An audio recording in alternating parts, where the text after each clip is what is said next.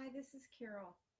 I wanted to talk to you today about tragic situation that's going on in my local area. We have had four suicides in the I don't know about the last 5, 6 days. Three of them high school students. One of them from the school that all three of my children attended, Etowanda High School, and several other high schools in the same district, and a younger child that um, from another area. Anyway, talking about suicide, I mean, I'm willing to talk about this because I'm a therapist and I see this uh, here and there, and it's something that we as therapists have to deal with. But I'm seeing a lot of talk going on in the local area, on some of the local apps. You know, I lost a husband to suicide many years ago. Um, I have a history of that from when I was very young. And the thing is that, there's only so much you can do as a parent. I would say don't ever give up on your kids. Talk to them. But teens won't always tell you what's going on.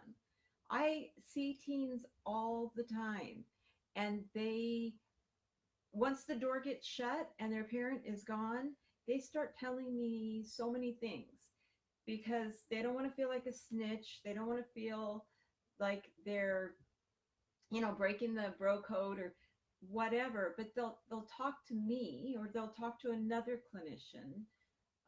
There's so many resources out there. There's, I know West End just did a training. I know that the schools are having a therapist visit. I would love to help, but they have usually the community based um, people come in. I usually will tend to see somebody at my office that is involved with this because I'm local in Fontana. But having been somebody that's been through suicide, I I couldn't have stopped it. But at least we need to at least get our kids in to some clinician if we're concerned. At least get them assessed. At least get them maybe even another appointment or two so they can trust the clinician and start to open up about what's going on inside. This stuff is no joke. I mean, I'm really concerned that there's a message out there if four people have done this in a few days that it almost gives a message that it's okay for somebody else to do it. And this is not what we want. And I know we're all scared. We are all scared as parents, as people that um, have kids in the schools that this has happened in. It's just this is just no joke. I've tried talking on some of these apps about um, I can't always tell if a kid is going to do something. I mean, yeah, if they have a past history, yeah, if they come from trauma, yeah, if they're feeling neglected, all of those things are predicating factors. Um, yes, if they're being bullied, those kinds of things can be um, some factors that are a part of this. I don't know what's going on. I can't pretend to know what's going on. Yes, I know there's an elementary school kid, 11-year-old child that committed suicide, Jill. I mentioned that at the top, and it's scary. It's scary that it's been 2.5 to 3 weeks into school. And the kids are feeling pressure. And I have to say that my own children, I remember, my kids are, they're, they're pretty smart kids, and they're the AP students. And, one of my kids graduated with her bachelor's in 3 years, and she felt the pressure from the high school teachers. Now, I'm not blaming the high school teachers. It goes all the way back to, it's a very competitive world out there right now in terms of careers, finding jobs. A lot of kids, especially close to graduation, are getting scared that the future is coming at them and they need to be something. That's why I did a video a long time ago on being 17, because 17, they're like, what am I supposed to do? I don't know. I mean, I'm young. I haven't figured this stuff out yet. So I guess what I'm saying is, there are resources. There's suicide hotlines. There's crisis hotlines.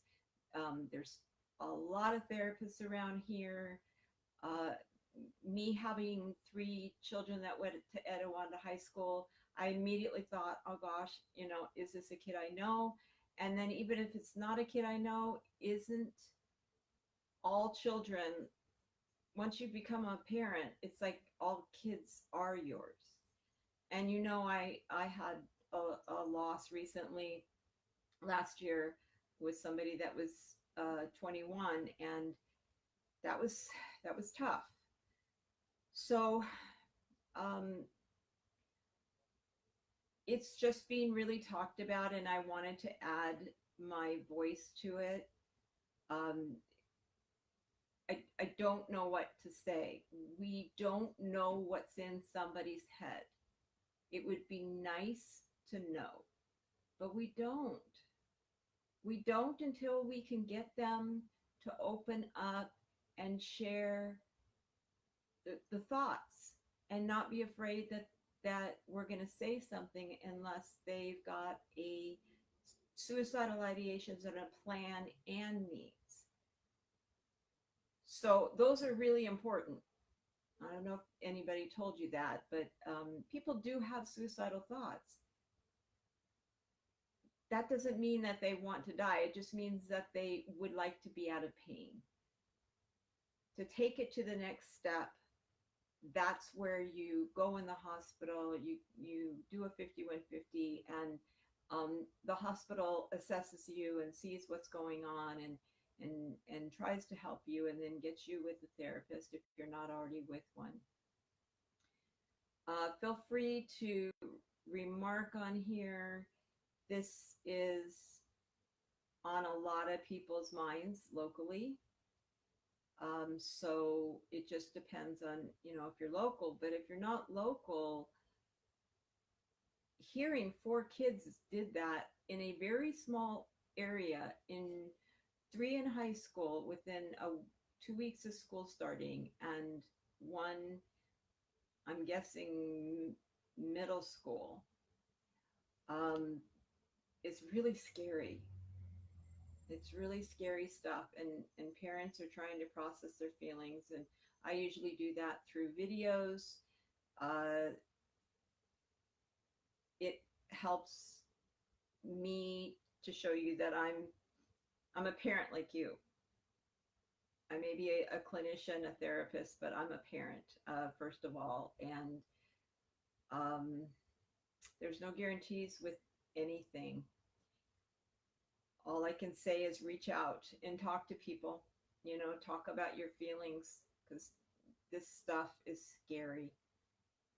And if I can help you in any way, connect you up with resources, I've got a lot of clinicians that work at my office at the Trauma Healing Foundation. I'm in downtown Fontana. However I can support you, we know about resources so that that we can guide you. Happy to do whatever we can do. Anyway, sorry that this is a serious conversation, but it is something that is going on and is very real right now. And hug your child. I normally say have a good day.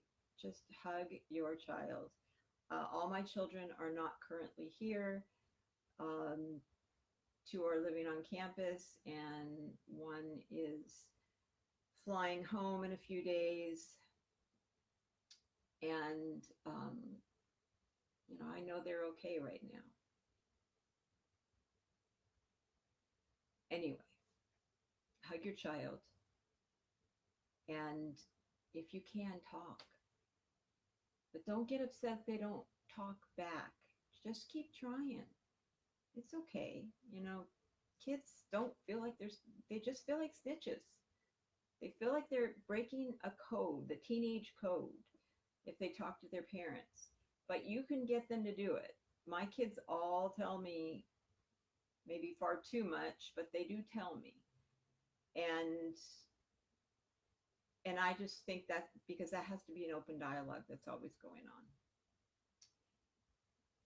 on. And if you have any questions, leave them. I'll be happy to answer them as a local clinician. Remember, there's a lot of community behavioral resources out there, and I'm sure you're going to see more of that in the coming days.